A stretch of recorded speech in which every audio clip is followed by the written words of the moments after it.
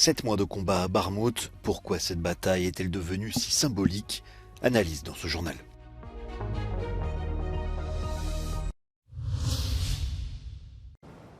La bataille pour Barmout dure depuis plusieurs mois et est devenue un symbole pour les deux belligérants. Selon les experts occidentaux, Barmout n'est pas en soi d'une grande valeur militaire et stratégique. La raison pour laquelle les combats sanglants n'ont pas cessé se situe davantage sur le plan politique. Moscou et Kiev ont déjà trop investi pour abandonner maintenant. Unfortunately, what happens, it's like Verdun. Once a lot of people start dying for a place, it doesn't really matter. You've got blood capital already spent, and then because of that spend of blood, it becomes politically significant. Once people start attacking and need a win, it takes on a whole little world of its own. Selon les experts occidentaux, il est important pour la Russie de remporter une victoire éclatante après une série de lourdes défaites fin 2022. Kiev de son côté affirme que dans la région de Barmout, l'armée ukrainienne parvient à contenir les forces russes, empêchant ainsi le Kremlin de mener des opérations d'envergure dans d'autres régions. The Ukrainians are using it, a defensive battle, to inflict the highest amount of casualties on the Russian attackers at the lowest possible cost to themselves before unleashing a counter punch or two against Russia at a time of Ukraine's choice and also a place of their choosing. Le Kremlin affirme que la prise de Barmout devrait ouvrir la porte de la région de Donetsk, une affirmation peu crédible selon la plupart des observateurs.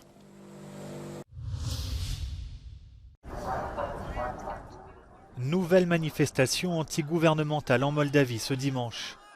Des milliers de personnes sont descendues dans les rues de Chisinau, la capitale, pour demander notamment la démission de la présidente pro-européenne du pays, Maia Sandu. Ces rassemblements sont soutenus par le parti de l'oligarque pro-russe en fuite Ilan Shor, soupçonné de payer les manifestants. Vendredi, la Maison-Blanche a accusé la Russie de chercher à déstabiliser ce pays voisin de l'Ukraine, avec pour objectif d'y installer un gouvernement inquiet à sa cause. Les États-Unis ont indiqué avoir renforcé leur partage d'informations avec les dirigeants moldaves afin de contrecarrer les plans russes.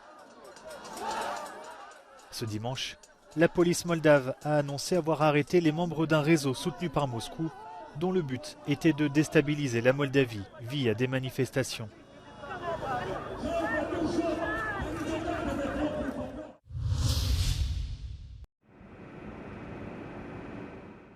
Le géant pétrolier saoudien Aramco a annoncé ce dimanche des bénéfices records en 2022 grâce à l'envolée des cours du brut.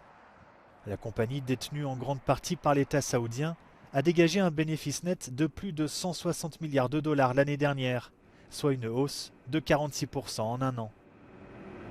Depuis le début de l'invasion russe de l'Ukraine, de nombreux groupes du secteur de l'énergie ont enregistré des bénéfices records, s'attirant des critiques en pleine crise climatique et énergétique.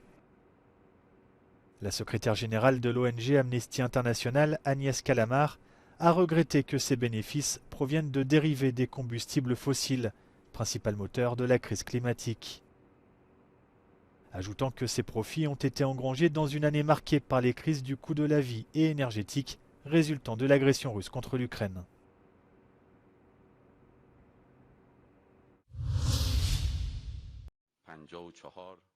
La justice iranienne a confirmé ce dimanche la peine de mort contre un dissident irano-suédois détenu depuis 2020 en Iran.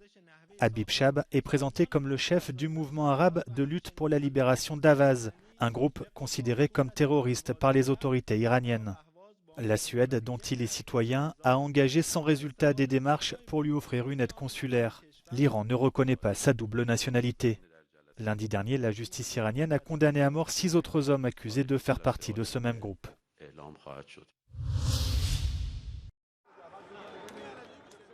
Des milliers de personnes ont de nouveau manifesté ce dimanche en Grèce, près de 2 semaines après l'accident de train le plus meurtrier qu'ait connu le pays.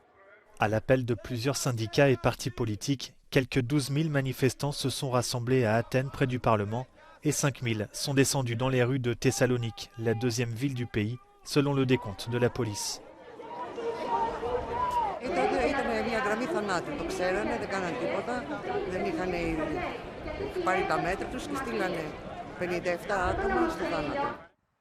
Le 28 février dernier, la collision entre 2 trains survenus près de Larissa a coûté la vie à 57 personnes, dont de nombreux étudiants. 4 responsables des chemins de fer sont poursuivis. Mais les manifestants pointent du doigt la responsabilité du gouvernement dans les problèmes chroniques du réseau ferroviaire. Certains appellent à la démission du Premier ministre Kyriakos Mitsotakis. Depuis son élection, il y a 10 ans, jour pour jour, le pape François s'est distingué de ses prédécesseurs. Le premier souverain pontife, originaire d'Amérique latine, est également le premier à porter le nom de Saint François d'Assise. Le signe d'un changement de doctrine au sein de l'Église romaine. En une décennie, ses réformes et ses prises de position sur le changement climatique ou la pauvreté ont donné le ton, celui d'un pape qui se veut ouvert sur le monde.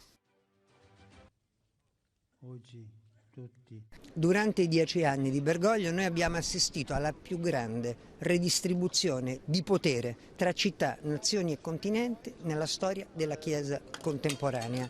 Il vero potere nella Chiesa sta nel collegio dei 120 cardinali che eleggeranno il nuovo Papa. Sono diminuiti i cardinali, i posti, il peso geopolitico dell'Occidente ed è aumentato esponenzialmente quello dell'Oriente.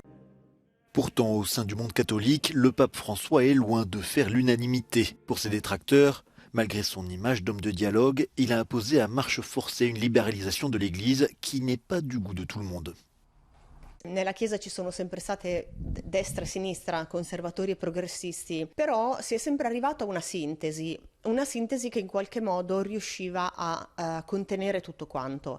Con Papa Francesco, secondo i conservatori, questo modus operandi viene meno. Les critiques à l'encontre du pape se sont faites plus audibles après la mort de Benoît XVI en décembre 2022 et les rumeurs sur sa possible démission. Francesco non ha intenzione di dimettersi, Müller nel libro che abbiamo fatto sottolinea che le dimissioni non sono una cosa positiva per l'unità della Chiesa. E lui stesso, anche se appunto è il fronte opposto a Papa Francesco, è il primo a non volere le dimissioni di Papa Bergoglio. Pope Francis has had to lead the church through some of the darkest moments of our times, from the pandemic to the war in Ukraine. He has made countless appeals and has condemned the conflict and has expressed interest to visit both Ukraine and Russia as part of the Holy See's efforts to bring an end to the ongoing conflict.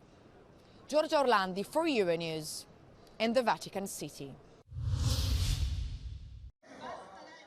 Des milliers de personnes ont participé à une marche de solidarité à Cutro, en Italie, ce samedi, en souvenir des 75 migrants morts dans un naufrage le 26 février dernier. L'agence des migrations de l'ONU estime qu'environ 300 personnes sont mortes ou portées disparues en tentant de traverser la Méditerranée cette année. Siamo qui per ricordare l'ennesima strage. Purtroppo si continua a morire in mare. Selon l'agence européenne de garde-frontières et de garde-côtes Frontex, les traversées en Méditerranée ont doublé depuis le début de l'année.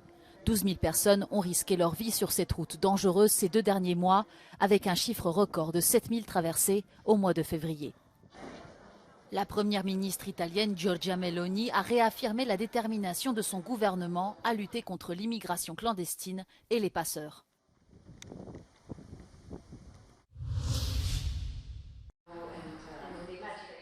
Et si après avoir envahi notre quotidien, l'intelligence artificielle finissait par tout savoir notre peau? La question est posée dans cette exposition à la fois drôle et perturbante qui a ouvert ses portes à San Francisco. Les œuvres présentées encouragent les visiteurs à réfléchir sur les dangers actuels et futurs liés à l'IA. It is in a post-apocalyptic world where in artificial general intelligence, AGI has already destroyed most of humanity and has realized that was bad and then created this space as a type of memorial for the humans. So our tagline is sorry for killing most of humanity. A lot of the AI models. À l'heure de la reconnaissance faciale, de la conduite autonome, de ChatGPT ou encore des deepfakes, l'intelligence artificielle fascine autant qu'elle inquiète. Et certains craignent que sans régulation, la réalité ne rattrape bientôt la fiction.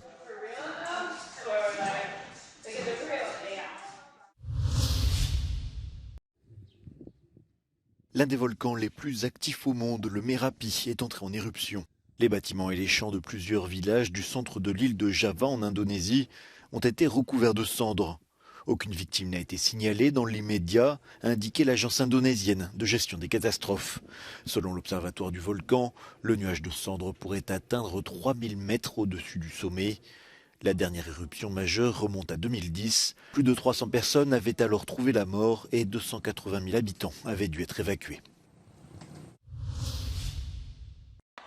Après une première mi-temps disputée, les Irlandais ont finalement déroulé au retour des vestiaires pour s'offrir l'Écosse 22-7 à Murrayfield.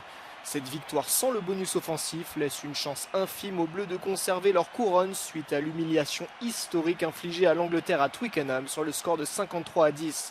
Une victoire méritée selon l'entraîneur du 15 de France, Fabien Galtier. J'ai dit aux joueurs avant le match, c'est que ce stade il récompense la bravoure. Il récompense les équipes qui se livrent collectivement. Ce stade il récompense ça, ce type d'équipe. Et aujourd'hui, on a été comme ça. On a été une équipe brave, engagée, déterminée, conquérante, et qui savait pourquoi elle était là. Après leur succès en Écosse, les Irlandais disputeront le Grand Chelem en recevant l'Angleterre samedi à Dublin en clôture de la 5e journée du tournoi. Les hommes d'Andy Farrell, actuellement premiers au classement, seront privés de Dan Sheehan ainsi que Gary Ringrose. L'Italie est toujours en dernière position après sa défaite 29-17 contre le Pays de Galles au Stadio Olimpico de Rome.